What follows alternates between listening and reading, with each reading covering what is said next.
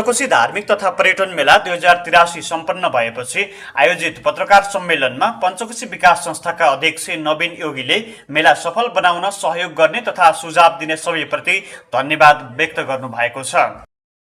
यहाँ सबैमा पञ्चकोशी क्षेत्र विकास संस्था र नाभिस्थान मन्दिरमै भावनाले नाभिस्थान मन्दिर परिसर, नाभिस्थान मन्दिर व्यवस्थापन समिति सबैको तर्फबाट हामी चाहिँ हार्दिक कृतज्ञता, हार्दिक आभार र सहयोगका साथमा सहयोग गर्नुपर्दा यो पञ्चकोशी ज्वाला क्षेत्र वैष्णव क्षेत्रले तपाईँ हामी सबैमा सोचिआँटेका कामहरू त्यहाँ पुरा हुन् भन्न चाहन्छु।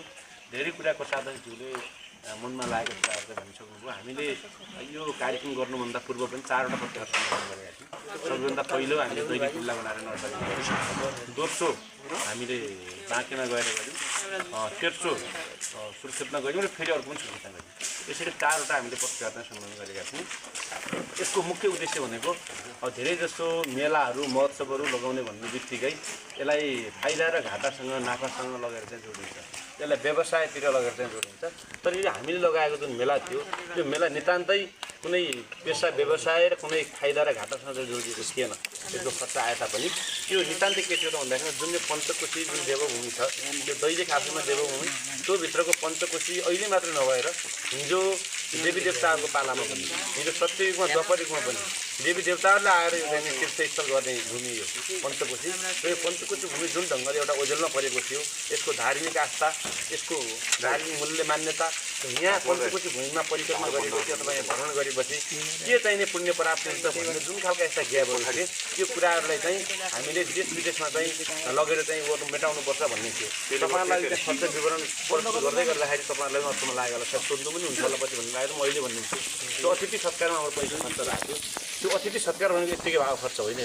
यो भनेको हामीले 7वटा आश्रम सञ्चालन गर्नुभएका रविशङ्कर महाराज तपाईँको इन्डियादेखि यहाँ चाहिँ आउनुभएको थियो। तपाईँको भारत सरकारका पूर्व सचिव, तपाईँको अहिलेको त्यहाँको सत्ताधारी पार्टी भाजपाका केन्द्रीय सदस्य, डाक्टर एकदम धार्मिक आध्यात्मिक व्यक्तित्व डाक्टर दिनेश उपाध्याय आउनुभएको थियो। र त्यसै गरी नेपालबाट एउटा हाम्रो साइक्लिङ टोली आएको थियो पञ्चकोशी पटनाका लागि।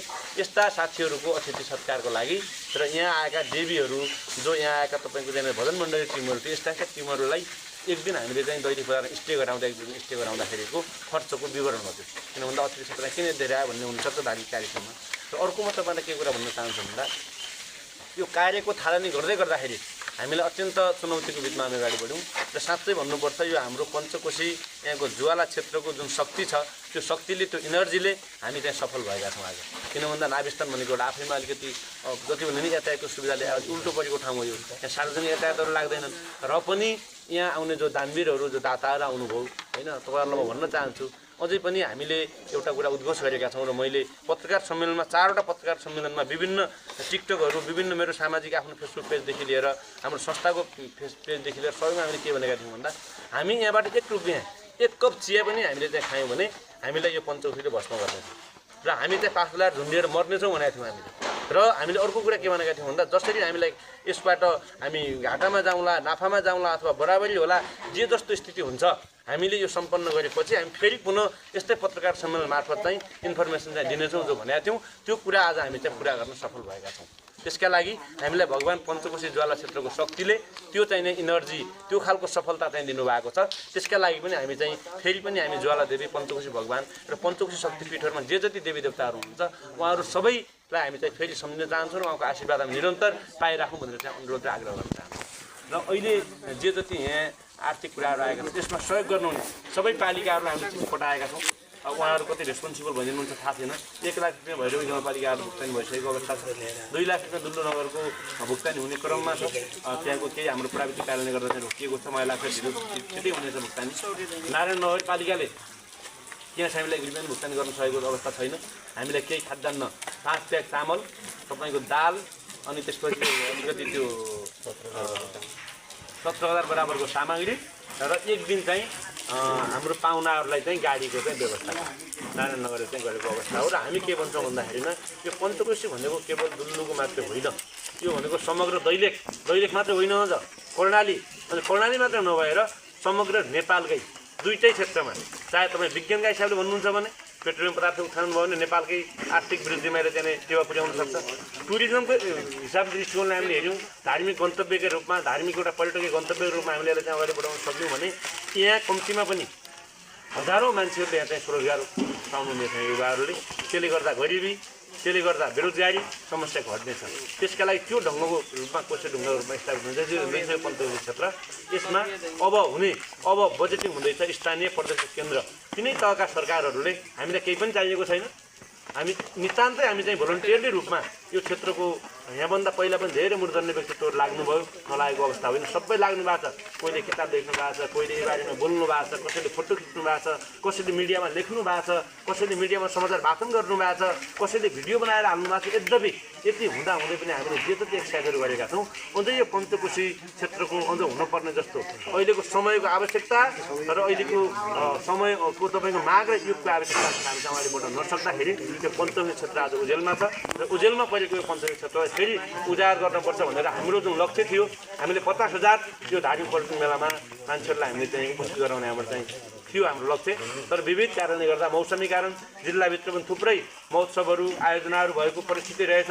तर हामीलाई त कस्तो लाग्यो भन्दाखेरि पछि हामीले देवी देवताको काम गर्न लाग्यो, हामी त एकचोटि ब्याक पनि हुने कि भन्ने स्थिति पुगेको थियो 10-11 गतितिर आइपुग्दा। तर मैले अथवा हाम्रो टिमले के भन्यो भन्दाखेरिमा हामीले के भन्यो भन्दा अब ब्याक पनि हुन्न, यो हाम्रो देवी देवताबाट जस्तो महोत्सव होइन, यो पञ्चकोशी धार्मिक पर्यटन मेला स्कन्द पुराण जहाँ सिक्किमबाट 18 वर्षीय कथावादी एकचोटि किशोरीलाई हामीले यहाँ चाहिँ उपस्थित गराइसकेका छौँ, गराउने हाम्रो डिल भइसकेको छ फाइनल भनेपछि सम्झौता भइसकेको छ भनेपछिमा यो देवी देवताको काममा हामीले खेलाँची गर्नु हुँदैन। जे हुन्छ कि पञ्चकोशी देवताले यो ज्वालाले कि उकास्नुहुन्छ कि पचाउनुहुन्छ, जे छ उहाँकै हातमा छ भनेर हामीले अगाडि बढाएको स्थिति हो। र त्यो बढाउँदै गर्दाखेरि हामीले 50,000 त गर्न सकेनौँ, तर 20,000 देखि 25,000 मान्छेहरूलाई हामीले त्यहाँ पञ्चकोशी क्षेत्रमा चाहिँ जित्याउन चाहिँ सफल भएका छौँ। नम्बर 1।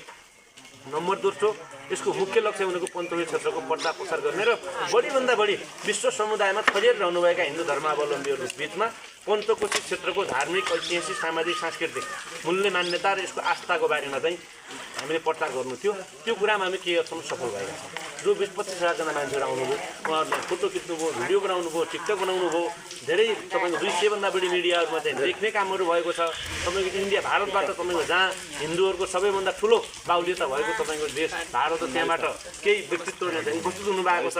त्यसै गरी सुर्खेत, नेपालगञ्ज, बाँके, दानबाटसम्म, देवघाटबाटसम्म पनि यहाँ चाहिँ यो मेलामा चाहिँ उपस्थित आउनुभएको छ। त्यसैले सङ्ख्यामा हामीले कति गऱ्यौँ भन्दा पनि यसको गुणात्मकता चाहिँ राम्रो भएको हामीले त्यहाँ महसुस गरेका छौँ। र तपाईँहरू त्यहाँ उपस्थित हुनुभएको छ। आज एकदमै खुसी पनि लागेको छ।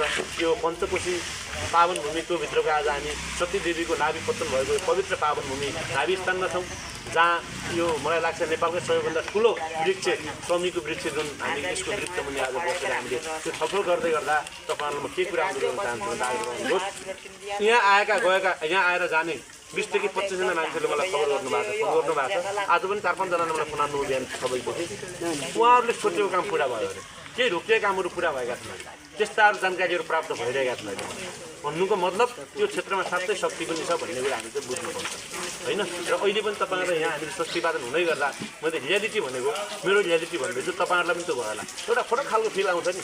हामीले यो भाइब्रेसन यो क्षेत्रमा सुन्दै गर्दाखेरि स्वस्तिवादन सुन्दै गर्दा तपाईँहाम्रो मनभित्रबाट एउटा छुट्टै खालको एउटा भाइब्रेसन, एउटा छुट्टै खालको शान्ति प्राप्त हुन्छ नि, त्यो खालको हामी चाहिँ देव हुनेछौँ। र त्यसको चाहिँ जुन गर्नुपर्ने त्यो सकेका छैनौँ। तपाईँहरूको क्षेत्रबाट तपाईँहरू लागिराख्नु भएको छ, हाम्रो क्षेत्रबाट हामी लागिराखेका छौँ। झन् अहिलेको युग चाहिँ एकदम मिडियाकै युग हो होइन, बोल्नेको पिठो दुख्छ नबोल्नेको चामल दुख्दैन भन्ने एउटा उखान छ। त्यस्तै गरी तपाईँहरूको जुन अतुलनीय सहयोग छ, यो सहयोग निरन्तर यो कार्यक्रममा मात्रै होइन, अघि पछि पनि यो पञ्चकोशी ज्वाला क्षेत्रका सन्दर्भमा यहाँको धार्मिक पर्यटनका क्षेत्रमा तपाईँहरूका कलम, तपाईँहरूको आवाज सँगै हरेक ठाउँमा चाहिँ बुलन्द होस् भन्ने चाहिँ कामना गर्दछु।